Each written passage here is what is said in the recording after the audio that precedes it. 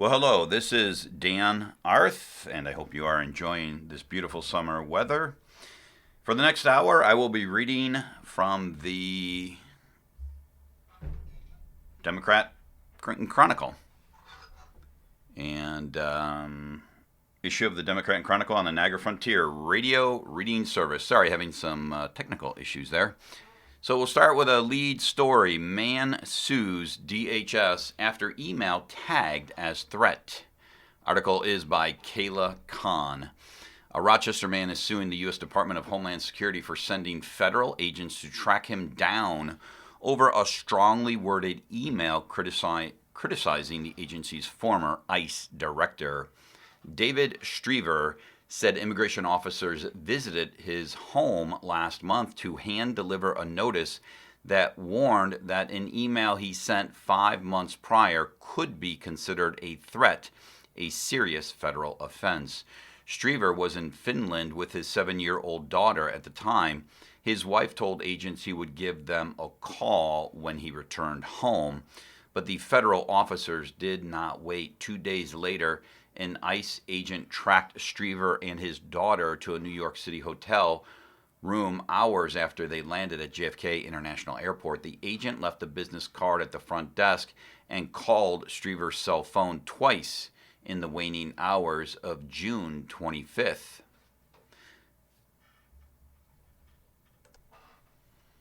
The Foundation for Individual Rights and Expressions is representing Striever in a federal lawsuit filed July 6th against DHS, ICE, Homeland Security Secretary Mark Wayne Mullen, and several officers. The First Amendment unquestionably protects Striever's criticism, the foundation said in a news release. Writing an angry note to political leaders is an American tradition as old as the Republic itself. Striever's January 26th email to then acting ICE Director Todd Lyons was just 3 paragraphs long. It was sent amid numerous ICE raids in Minneapolis in January and protests against agents' aggressive tactics. That month, ICE personnel shot and killed 2 protesters. You are a monstrous human being and will go down in history as America's Richard Heydrich the Butcher, Striever wrote, referencing a Nazi German official who was an architect of Germany's detention and killing of millions of European Jews that is known today as the Holocaust. Quote, the way you are protecting the obvious execution in Minnesota, even as we see the videos, will lead to your downfall. Even Trump will turn on you before the end, and you will be a sad, despised man who eats himself alive with shame at your own pathetic weakness. Continues the quote, you will never know peace, Striever continued in his email. You will seek to lose yourself to escape the burden of knowing the truth about yourself. But wherever you go, you will find yourself. You will torment yourself until your last day on earth. In an interview with the Democrat Chronicle last month, Striever said he didn't think the letter would necessarily have impact, but he wanted his dissent to be a part of the public record of this moment. A DHS spokesperson said agency officials are experiencing coordinated campaigns of violence and an increase in assaults, attacks, and death threats. Quote, anyone who assaults or threatens our law enforcement officers will face the consequences, the spokesperson said in an emailed statement. Any allegation DHS and its components are attempting to squash free speech is categorically false. FIRE attorney Adam Steinbaugh said the time that elapsed between Striever's email and the day ICE agents showed up on his porch, stepping over his children's toys to ring his doorbell, shows the agency did not truly consider him a threat. Quote, if someone is really threatening a government official, you don't wait 5 months to act on it, Steinbaugh said. This pursuit is designed to intimidate lawful speech, pure and simple. And on now to our next article. Mayor weighs youth curfew from the front page. Article by Kayla Kahn. Rochester Democrat Chronicle, USA Today Network. Mayor Malik Evans said city officials are exploring the possibility of a youth curfew after 8 people were injured in a spate of Independence Day weekend violence. Rochester police were working to clear packs of roving teenagers hours after the city's July 4th fireworks display when they heard shots fired in the East End district around 12:30 a.m. July 5th. Over 50 bullets were sprayed across 2 shooting scenes about a block apart, police said. 7 people were shot. 1 was stabbed. All but one of the victims are 18 years old or younger, and the youngest is 12. All are expected to survive their injuries. At a news conference the morning of July 6th, Evans blamed a lack of parental supervision for the violent episode. Quote, "There is no reason for anybody under the age of 18, I would even say under the age of 21, to be out at almost 1 o'clock in the morning after everything had just about ended," Evans said. These kids should have been at home playing Roblox. The mayor has directed his legal team to explore options for a curfew as part of his ongoing gun violence state of emergency.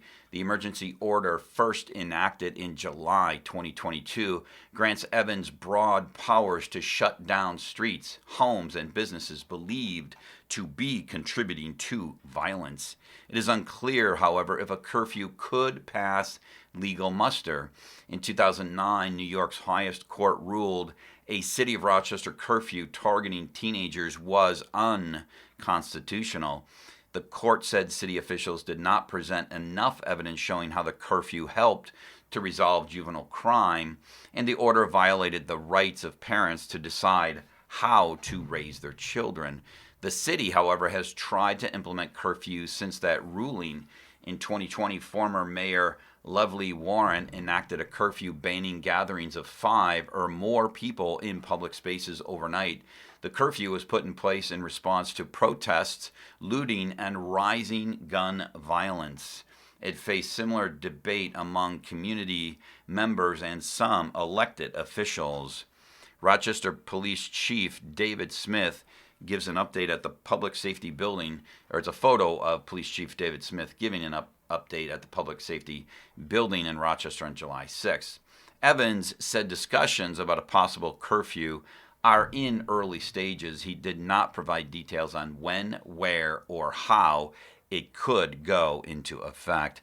I think it's a shame that I have to look into it, because I believe that the village should make sure, our community should make sure that you don't have 12-year-olds out at 1 and 2 and 3 o'clock in the morning, he said, end of quote. And now for our next article, we're going to move over to sports. USA's World Cup dream turns into nightmare. Article is by Jordan Mendoza. The electricity was off the charts. Drums were beating.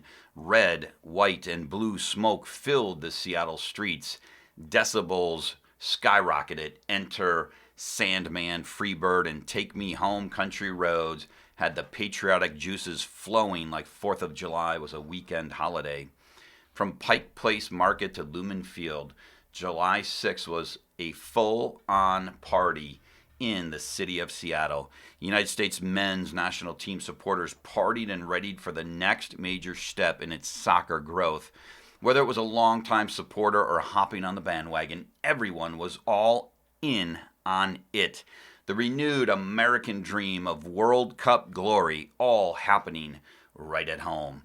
It wasn't long for that dream to turn into a nightmare, and one an entire nation could not escape. Today, quote, "Today was not a good day," said midfielder Tyler Adams. What was on the cusp of happening quickly turned into what could have been, with Belgium playing the boogeyman for millions of Americans that dared to fantasize about the U.S. becoming the next major player in soccer by eliminating the host nation in the round of 16 with a dominant 4-1 victory there. It took only 120 seconds for Belgium to put pressure on the American defense, and although it didn't result in a score, there was a noticeable shift in the atmosphere, like oh, this is serious vibe. Belgium only needed 7 more minutes to affirm that thought when Charles de Ketelaere turned the entire U.S. defense into an additional 11 spectators that just watched the Red Devils toy with the home team and kick all of that enthusiasm right out of the stadium. Quote, "We really started a poor way," said coach Mauricio Pochettino. You could feel the instant energy shift after Belgium's first goal. Thousands of people suddenly stunned. Home teams give up the first score of a game all the time. It hardly results in a team getting rattled immediately. This, however, was different. Belgium was tactically dominating the U.S. from the get-go. It was like the defense getting 3 straight sacks to force a punt, then the running back plowing over the star linebacker before the quarterback delivered a dot to an open receiver. Just about whatever Belgium wanted to do, the U.S. was forced to succumb. Then there was the glimmer of hope. Malik Tillman brought the jolt with another perfectly placed free kick to tie it up 1-1, and the energy was back. Here come the Americans with the dream. The dream is still alive. All for just 61 seconds when de Ketelaere and company made all of USMNT look silly to retake the lead and suck the life out of the field once again. The roughly final hour of action was just the U.S. and its fans desperately trying to find an ounce of juice, something, anything, to bring the excitement back, grasping at straws to not let the dream fade away. Instead, it went into true nightmare fashion in the second half, when absolutely nothing went right. A major howler from goalkeeper Matt Freese put Belgium up 3-1 and cemented there would be no happy ending coming from this. Romelu Lukaku rubbed more salt in the wound in the 3rd minute of stoppage time, just in case the night wasn't torturous enough.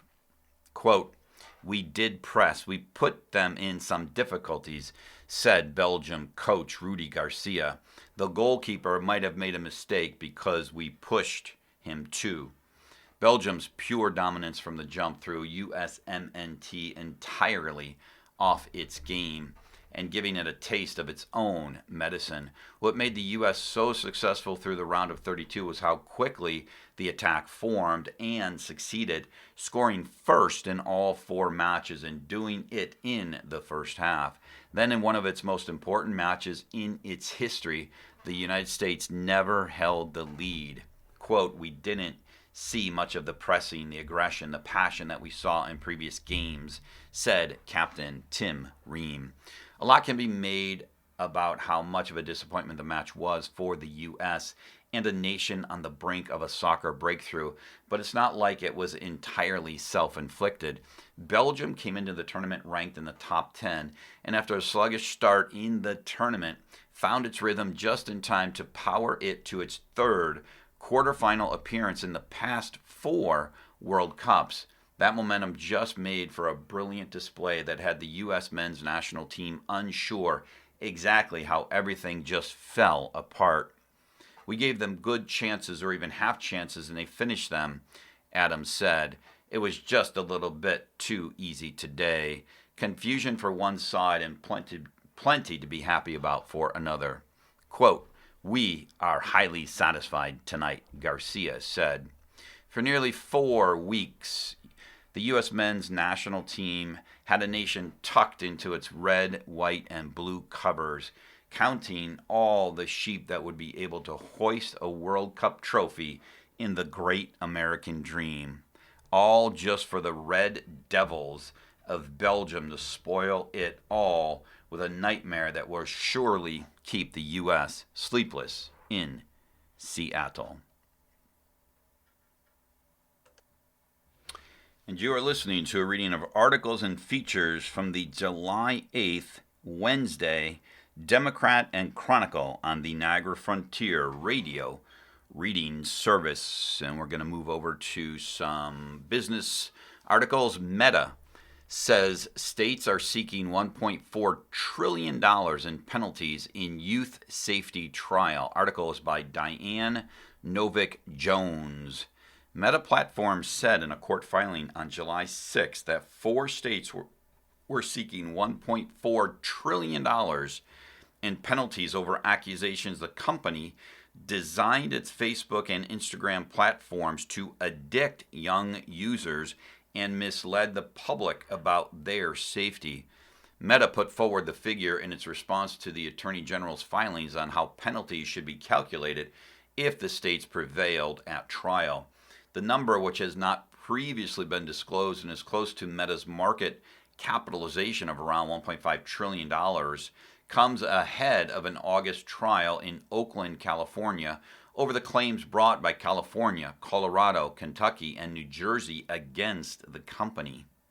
Meta said the amount was unsupported by the evidence. Quote, "A sanction of that size has no analog in the history of consumer protection enforcement," the company said in the filing. Additional quote, "The plaintiffs' outlandish calculations have no basis in fact or law," the company said. A spokesperson for California Attorney General Rob Bonta said in a statement that the lawsuit, quote, "alleges Meta has prioritized profits over the safety of kids and fueled the mental health crisis we see impacting a generation of American children." The California Department of Justice looks forward to holding Meta fully accountable at trial in August. Spokespeople for the attorneys' general offices in Colorado and New Jersey declined to comment. Representatives for the Kentucky Attorney General's office did not respond to requests for comment. The state's filings are sealed, but at a court hearing in June, they said they were calculating the penalties by multiplying the number of violations by fine amounts set by state law.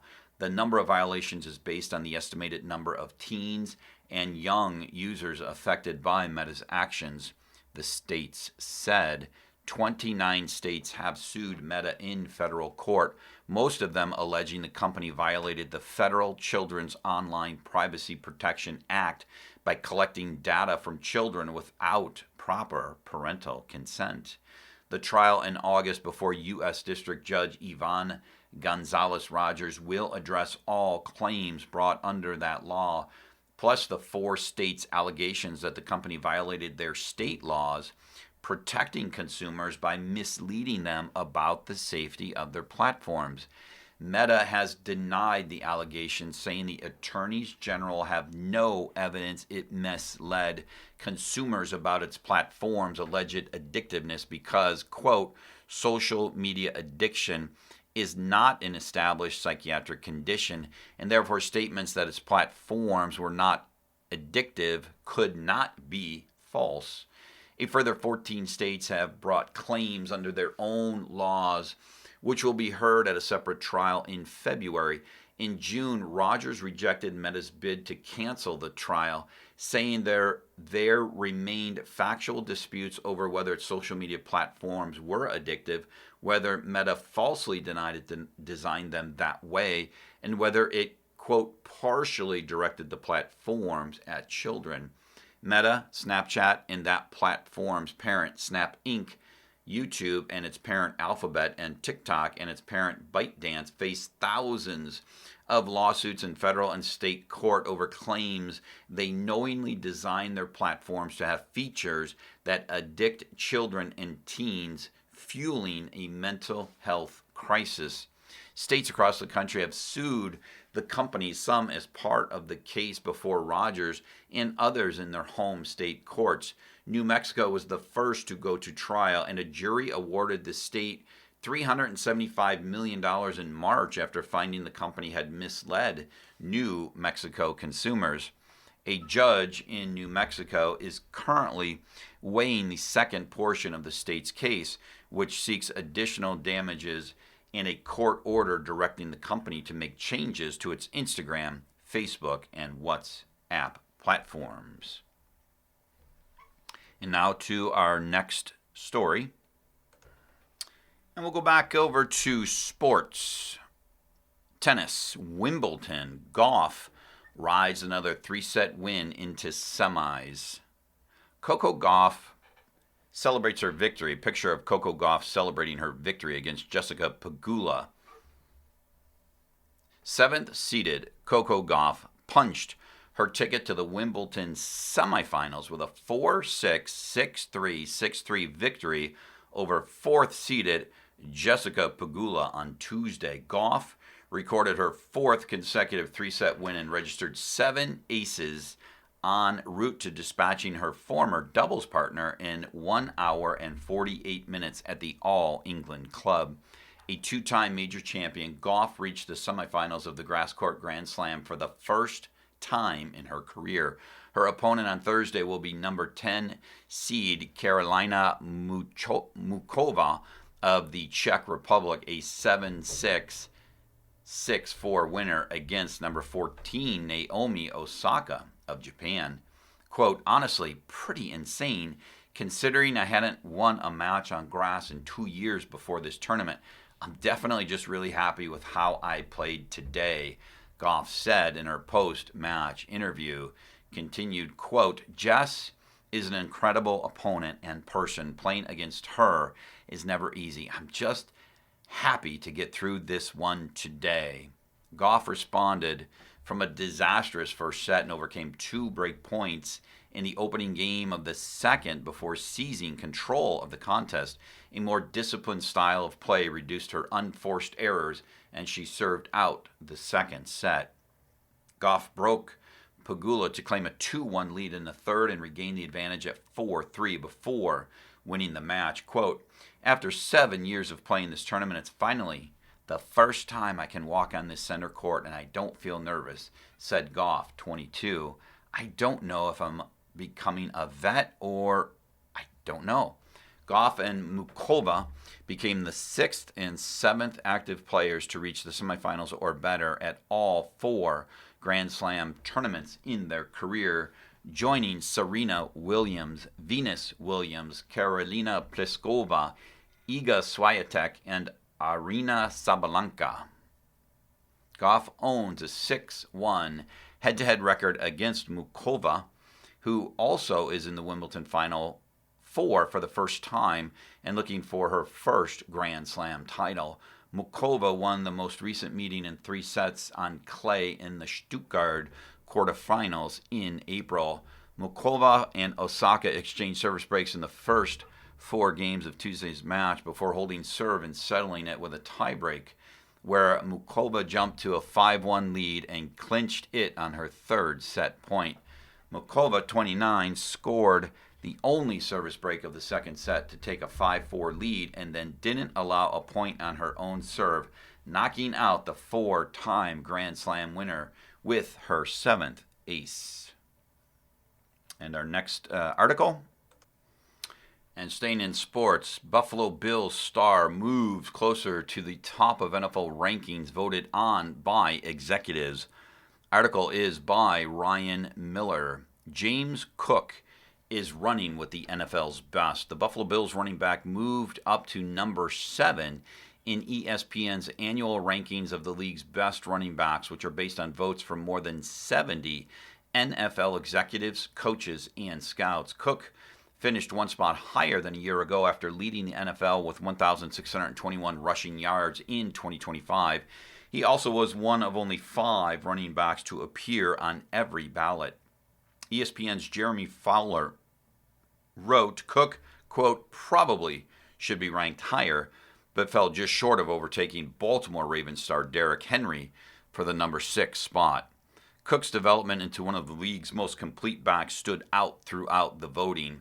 He has a 3-down skill set, pass game value, inside run ability, and a speed threat on the outside, one executive told ESPN. Cook has become a complete player. James Cook also led the NFL in rushing yards over expected, 358, according to NFL Next Gen stats. He became the first Buffalo Bills player to lead the AFC in rushing since Thurman Thomas in 1993, and the franchise's first NFL rushing champion since O.J. Simpson led the league in 1975 and 1976. The 6 running backs ranked ahead of James Cook in the ESP rankings are Bijan Robinson, Jahmyr Gibbs, Saquon Barkley, Jonathan Taylor, and Derrick Henry. Cook finished ahead of Miami Dolphins running back Devon Achane, Kansas City Chiefs running back Kenneth Walker, and New York Jets running back Breece Hall. They were 8, 9, and 10. And on to our next article. And moving over to local news, popular Pittsford cafe moving to a new location.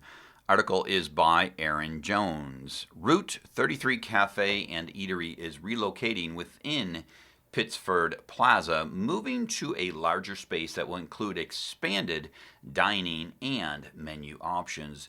The cafe announced that its new location will be built behind Citizens Bank, about 400 yards from its current storefront at 3349 Monroe Avenue, between Sheer Ego Salon and Spa and Elite Tailor, Inc. Route 31 said it will continue operating from its current location while construction on the new space is underway. The cafe plans to open the new location once construction is complete. An opening date has not yet been announced. The new restaurant will feature full-service dining, a bar, and an enclosed patio. Route 31 also plans to expand its menu with additional breakfast, lunch, dinner, and drink offerings. The new location will also provide more accessible parking for customers. Route 31 has been part of Pittsford Plaza since 2015. The cafe is known for using locally sourced ingredients in a menu that includes salads, sandwiches, and pizzas. The business said it will share construction updates and announce its opening date on its Facebook and Instagram pages. And now to our next story. Well, we'll stay with local news, and who doesn't like food? Smoothie King will open its first Rochester area location in July. Article is by Tracy Schumacher. Smoothie King, a chain with more than 1,200 locations nationwide, is opening its first Rochester area location in Penfield in July. Smoothie King, which serves smoothies, smoothie bowls, toasts, and chicken flatbreads, will be located at 2150 Fairport 9 Mile Point Road between Panera Bread and Burger King. The shop will host a grand opening on Saturday, July 18th, which will include a live DJ beginning at 11 a.m. Free 20-ounce smoothies for the first 500 guests in line, merchandise giveaways throughout the day, ribbon cutting festivities with local ownership and community members on Saturday, July 25th and Saturday, July 26th. Smoothie King Penfield will celebrate America's 250th birthday by giving away a free 20-ounce smoothie to the first 250 guests each day. The new Smoothie King is owned and operated by Muhammad Waqas Akram, who plans to bring 3 stores to Western New York. Born and raised in New York, Akram is an entrepreneur with a background in retail business ownership and commercial real estate. He is looking at sites in Henrietta and Greece for expansion, according to the company's press release.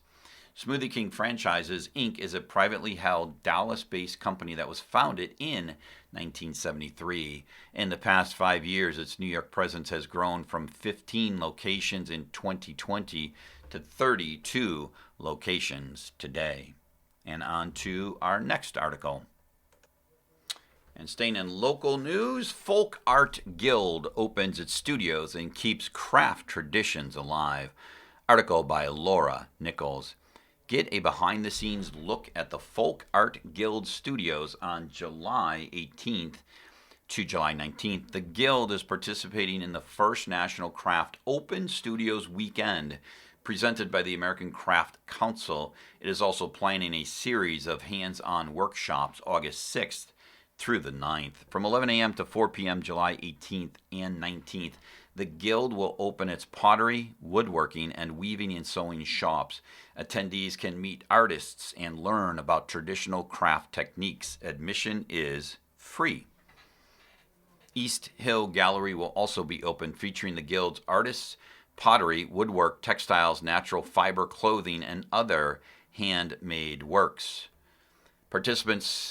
All participants will receive lunch. Those who stay overnight also receive breakfast and dinner made from local ingredients. People may stay in shared guest rooms at the Romeo Retreat Center for $300 or camp in the Guild's outdoor space for $225. And you are listening to a reading of articles and features from the July 8th, Wednesday, Democrat and Chronicle on the Niagara Frontier Radio reading service. People can also swim in a pond, wander trails, stargaze, rest in a hammock, or attend a morning yoga session. After class, people can gather around a fire for music, storytelling, games, and more. The Folk Art Guild is at 1445 Upper Hill Road, Middlesex, Yates County. That's 1445 Upper Hill Road, Middlesex, Yates County. For information on the Guild and other events and programs, you can go to www.folkartguild.org, www.folkartguild.org. And now to our next news story. Now moving to an article about money. Rochester drivers spend $575 a month on cars, study says. Article by Janae Shields. Rochester households spend a median of $575 a month on auto loans and auto insurance, according to a new analysis from bill pay platform Doxo that ranks the city among the top 50 in the nation for those combined vehicle ownership costs. According to the report, households across the U.S. are spending $2,098 per month on common bills, which is roughly 30% of annual income. The 13 common household bills used in the report include mortgage, rent, auto loan, gas, electric, water and sewer, waste and recycling, auto insurance, cable and satellite, health insurance, mobile phone, alarm and security, and life insurance. For common household bills, auto loans rank third in most expensive monthly costs, totaling to a median annual cost of $5,820. Here are more of their findings. Auto insurance has a median annual cost of $1,320 for U.S. households.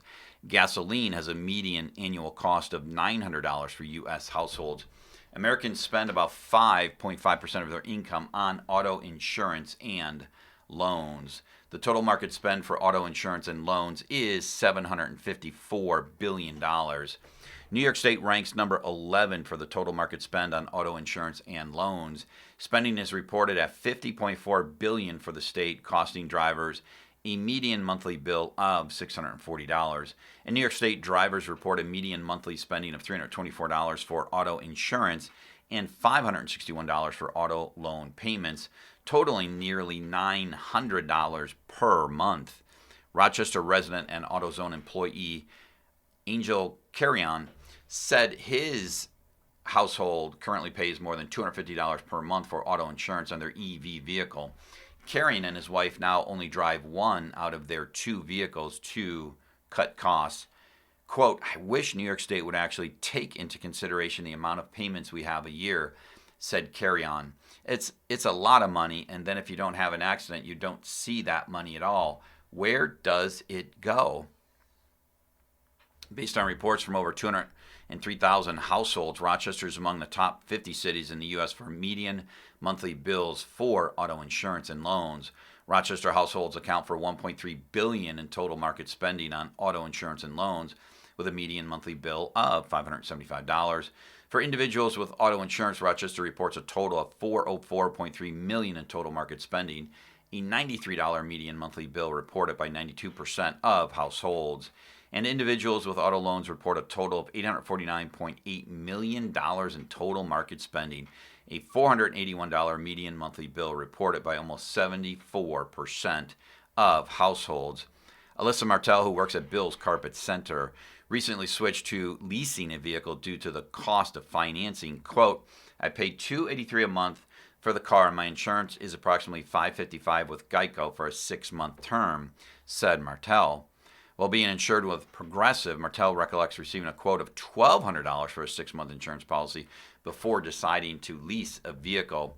The Doxo household bill market includes additional consumer out-of-pocket categories, including taxes and fees, tuition, and student loans. These numbers are reflected in total market figures but excluded from recurring household bills. And now to our next story. Let's combine two favorite activities, sports and food. Wings versus tacos. Bill's Mafia cast a vote, get shot at $1,000 prize. Round 2 of the Great American Tailgate Challenge is here, and Bill's Mafia has once again proven its strength. Buffalo Wings advanced with one of the most decisive margins of round 1, reaffirming their status as one of the most recognizable and beloved tailgate foods in the country. The challenge is a joint partnership between USA Today and the Pro Football Hall of Fame, who are teaming up for a nationwide celebration of the foods that define football culture across all 32 NFL cities. Now, Wings enter a round 2 showdown against Arizona's Sonoran Carne Asada Tacos, a rising contender with serious regional pride behind it. This matchup pits a national icon against a fast-gaining challenger, and while Buffalo Wings carry historic momentum, nothing is guaranteed in a bracket this competitive. Every vote cast not only helps Buffalo Wings advance, but also enters fans into a giveaway for a $1,000 Pro Football Hall of Fame merchandise gift card. One lucky voter will walk away with the chance to load up on Hall of Fame apparel, collectibles, and memorabilia. The contest is part of a nationwide celebration in Canton, highlighting the food identity of all 32 NFL cities, a showcase of regional pride, fan passion, and the traditions that make tailgating one of America's greatest rituals. So, circle the wagons, Bills Mafia. Cast your vote, rep your city, and help Buffalo Wings defend their crown against a surging challenger. Bragging rights are on the line, and Buffalo's tailgate legacy is ready to soar. In our next article, local sports. Meet the 2026 All-Greater Rochester Girls Track and Field Team. Article is by James Johnson. Here is the 2026 All-Greater Rochester Girls Track and Field Team as determined by a vote of Section 5 coaches with input from Democrat and Chronicle staff. Athlete of the Year, Hannah Governor. School, Williamson Year, Senior. Parents, Ann and Jeffrey Governor. Events, distance runs. Why Governor is the Athlete of the Year. Section 5's top girls distance runner won 2 Class C state championships, while also placing second and fourth in the 3,000 and 1,500 meter races at the Federation Championships. The Federation meet included runners from schools of all sizes, as well as athletes from outside the New York State Public High School Athletic Association. Governor's performance in the 3,000 meters was record-breaking. The Williamson Senior set the Section 5 outdoor record at 9 minutes 32.71 seconds, breaking the previous mark of 9 minutes 35 seconds, 0.73 seconds that had stood since for almost 9 years, since 2017. What are her future plans? Attending Lipscomb University in Nashville, Tennessee, where I will be majoring in psychology and continue running cross country and track. Our next winner, Savannah Beeler. School, Fairport, Year, Senior. Parents, Rebecca and Sean Beeler. Event, sprints, key accomplishments. Breaking 2 school records in relays with my sister and winning states and feds with my teammates. Future plans, attend Nazareth University to compete in both soccer and track and become Division III national champion. Our next winner, Emma Brogan. School, Caledonia Mumford, Year, Senior. Parents, Amy and Aaron Brogan. Events, jumps and sprints. Key accomplishments, triple jump of 38 feet, 5.25 inches at states. 3rd place finish in Class C and 10th overall in New York State. And what are her future plans? Stony Brook University with a major in political science and focus on pre-law running Division I track. And our next winner, Bridget Courtney. School, Spencerport, year, sophomore. Parents, Katie and Dan Courtney. Event, 800-meter race. Key accomplishment, 2 hours, 12 minutes, 0.61 seconds. 800-meter, or 2 minutes, 12 seconds. 800-meter run at the New York State Championship. Future plans, finishing 2 more years of high school and continuing to run and compete in college. And our next selection to the all Greater Rochester Girls Track and Field Team, Maya DeFerrio. School, Red Creek, year, junior. Parents, Stacy and Jason DeFerrio. Event, high jump. Key accomplishments, placing second in Class C high jump and 6th in the Federation at state championships. Future plans, looking to major in radiology and not yet committed to a college team. Another selection to the all Greater Rochester Girls Track and Field Team, Alexis Gehrig. School, Hilton, year, senior. Parents, Aaron and Reggie Gehrig. Event, pole vault. Key accomplishment, personal record of 12 feet 4 inches in state qualifiers. Future plans, I plan to attend Taylor University, where I will study human physiology. I would eventually like to attend PA, Physician Assistant Associate School. I will also continue to pole vault for the Taylor track team. And now moving over to local golf. Golfer of the Year, Tyler Burkett. Hopefully I said that right, Tyler. Either Burkett or Burchett. School, Fairport, year, senior. Parents, Mark and Tracy.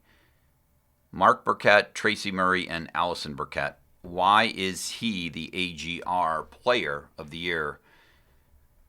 Burkett, who qualified for state championships for the first time, was the highest finisher from Section 5 at the season-ending event. He finished tied for 7th place, 9 shots behind the winner, and 3 over par for the 2-day tournament, including a round of 70 on day 1. Being patient, quote, being patient, staying in the moment, and realizing that golf is hard. Not every shot is going to be great, Burkett said about the key to his season. I would say a new level of maturity. It was a lot of fun. The Section 5 Class AA champion was the medalist in 12 of 13 regular season matches. Fairport was runner-up in the Section 5 Class AA Team Boys Golf Championships. Quote, this year was our new coach's first year, and I think Benjamin Cobbett had a huge impact as a whole. We had a great team chemistry for the whole year. It allowed us to hang in there together for more matches than before. And what are his future plans? I will be playing golf at Clarkson University next year. Congratulations, Tyler. And our next article, Pringles is selling flavored hot dog buns. Here's how to get them. Article by Victoria Friel. Pringles is giving a summer cookout staple a bold new twist, flavored hot dog buns. The popular snack brand announced a limited edition line of Pringles Pop Dog Buns, potato-based hot dog buns infused with 3 of its signature flavors, sour cream and onion, barbecue, and honey mustard. The release comes ahead of National Hot Dog Day. The limited edition buns will be available on 2 dates in July while supplies last. This summer, quote, this summer, we're bringing the Once You Pop experience to the center of the plate. Mauricio Jenkins, Salty Snack Brands and content lead at Mars North America, said in a news release, we wanted to take something everyone knows and completely flip it into an exciting new snackable experience. Fans will have 2 chances to purchase the buns, July 8th and July 15th, which is National Hot Dog Day. The buns will be available exclusively through onceyoupopmarket.com.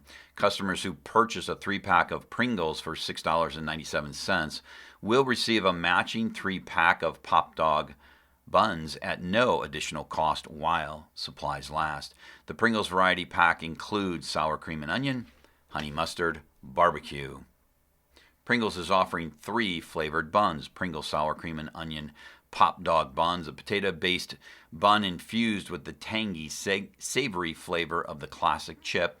Pringles Barbecue Pop Dog Buns, a smoky, slightly sweet bun inspired by backyard barbecue. Pringles Honey Mustard Pop Dog Buns, a sweet and tangy bun featuring honey mustard flavor. And you are listening to a reading of articles and features from the Democrat and Chronicle, July 8th edition, on the Niagara Frontier Radio Reading Service. So why did Pringles create flavored buns? The product is part of Pringles' new Once You Pop marketing campaign, which aims to reimagine everyday foods using the brand's signature flavors. The launch also taps into the growing trend of limited edition food mashups and novelty products designed to generate buzz. With our new Once You Pop campaign, our mission is to continually deliver the unexpected to our fans, Jenkins said. Well, it's summer and it's hot, and a lot of times you want to go to a beach. But our next article talks about 8 New York State park beaches closed for swimming due to bacteria, algae, and rainfall. Article by Victoria E. Friel. 8 swimming beaches at state parks in New York are closed, 3 due to high levels of bacteria in the water, 2 due to harmful algae blooms, and the others due to heavy rainfall, according to the State Department of Parks, Recreation, and Historic Preservation. The New York State Department of Parks, Recreation, and Historic Preservation tracks it all and updates the public on its website. New York has 67 state-owned swimming beaches, and all are tested regularly to determine the public's risk of coming in contact with waterborne diseases. The beaches are tested at least once a week for bacterial levels of impaired water quality, according to state officials.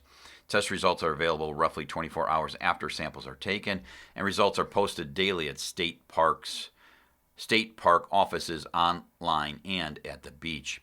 So which New York parks beaches are closed for swimming? Long Point State Park on Lake Chautauqua in Chautauqua County, closed for harmful algae bloom, last tested July 6th. Hamlin Beach State Park on Lake Ontario in Monroe County, closed due to E. coli exceedance, last tested July 6th. Note, Hamlin Beach State Park has a total of 3 swimming beaches currently. All 3 are closed due to high levels of E. coli.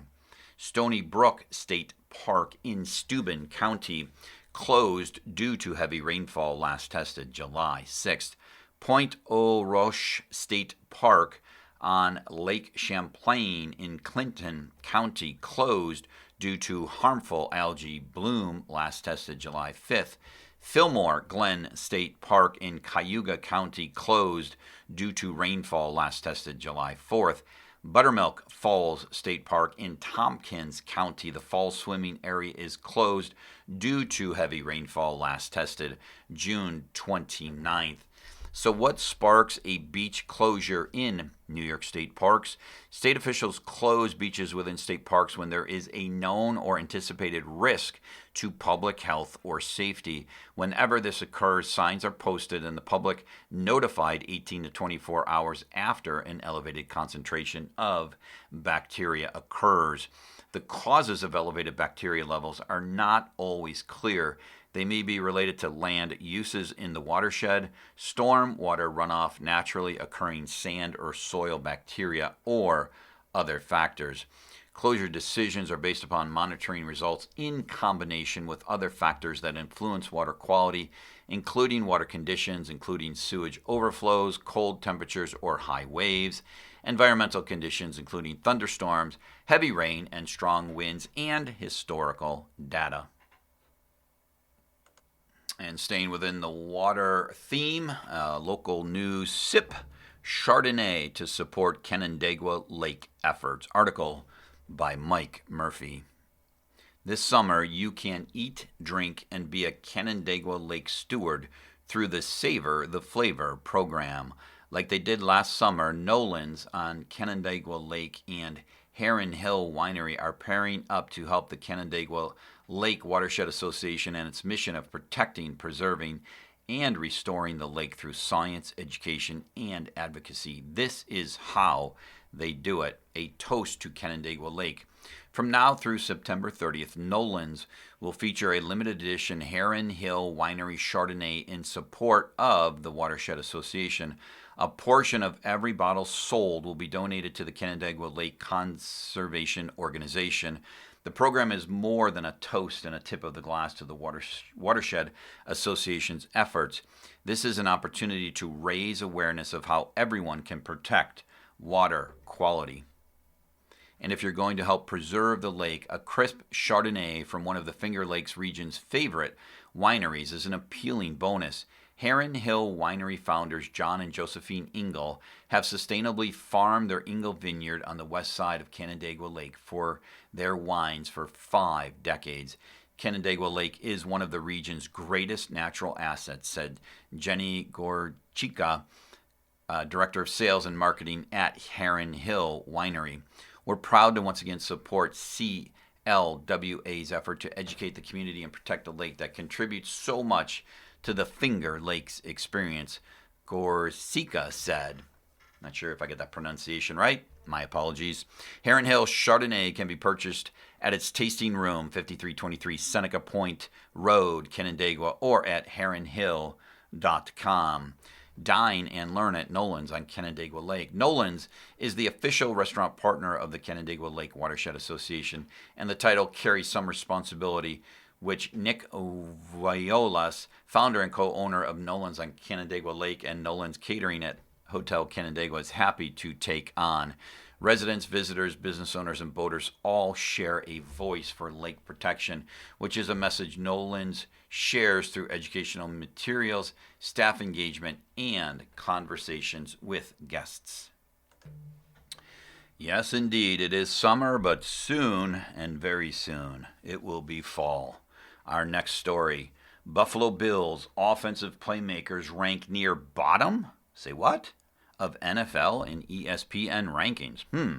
Article by Ryan Miller. The Buffalo Bills spent another offseason trying to improve Josh Allen's weapons, and ESPN thinks they got worse. Bill Barnwell ranked the Bills' running backs, wide receivers, and tight ends number 29 in the NFL entering the 2026 season, one spot lower than Buffalo finished in his pro rankings a year ago, despite returning an all-pro running back, a Pro Bowl tight end, and trading for veteran wide receiver DJ Moore. And remember, that's 32 teams, so we're ranked 29th, or the Buffalo Bills are ranked 29th. Only the Carolina Panthers, Washington Commanders, and Miami Dolphins ranked lower. James Cook was the clear exception. Cook led the NFL with 1,621 rushing yards in 2025 and earned first-team All-Pro honors. The only drawback Barnwell wrote is ball security after Cook fumbled 6 times during the regular season and once more in the playoffs. The bigger concern was Buffalo's receiving core. Beyond Cook,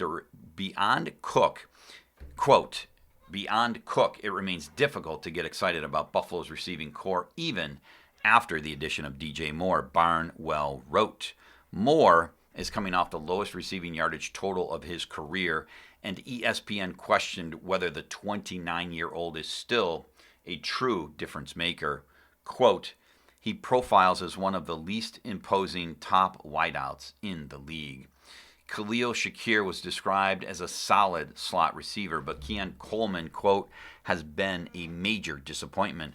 Dalton Kincaid made his first Pro Bowl in 2025, yet questions remain whether he can become the high-volume matchup problem Buffalo envisioned when it drafted him in the first round. Ultimately, the criticism came down to one question. If Josh Allen needs to throw for a first down to win a game, who should he trust to get open? Quote, every team ranked above the Bills has at least one receiver that fans would bring up as an obvious answer for the quarterback, Barnwell said. The Bills still somehow do not. And we'll close with the World Cup because it is big. Which World Cup quarterfinal is the most expensive ticket? See prices for each game. Article is by David Hoffman. The 2026 World Cup quarterfinals are officially set as 8 teams are left and they vie for 4 spots in the semifinals in the coming days. While many stars and 40 teams have been eliminated, there's still plenty of intrigue across the board, including Argentina's Lionel Messi, France's Kylian Mbappe, Norway's Erling Haaland, and England's Harry Kane. All of the remaining games will be contested on American soil, meaning it's easier for soccer fans in North America to see their favorite players and teams, even if that no longer includes the U.S. men's national team. The real question is, what are the most expensive quarterfinal matches? If you're planning on making a trip to one of the games or are lucky enough to live close to Boston, Kansas City, Los Angeles, or Miami, we ranked every World Cup quarterfinal from most to least expensive. Number 1, Norway versus England, World Cup quarterfinal tickets. As of publication, the most expensive World Cup quarterfinal match is Norway versus England, which is scheduled for Saturday, July 11th. Average ticket is $1,747. Number 2, Argentina versus Switzerland. Even being down 2-0 couldn't slow Lionel Messi and Argentina from advancing to the quarterfinals as the team came back to beat Egypt 3-2. Later on Tuesday, Switzerland enjoyed an emphatic penalty shootout win over Colombia. I would have thought a ticket to see Messi in the World Cup quarterfinals would have been the most expensive, but it clocks in at number 2 average ticket. Argentina against Switzerland in Kansas City is $1,493. Number 3, Spain versus Belgium. World Cup is Friday, July 10th in Los Angeles. Average ticket price, or the cheapest ticket price, is $1,125. And finally, number 4, France versus Morocco. World Cup, that is being played, does not say. Superstar, average cost, $1,077. Oh, I'm sorry, here's July 9th, Gillette Stadium, Foxborough. And you have been listening to a reading of articles and features from the July 8th, Wednesday issue of the Democrat and Chronicle. Your reader today has been Dan Arth. And again, I hope you are enjoying this beautiful summer weather. Thank you for listening.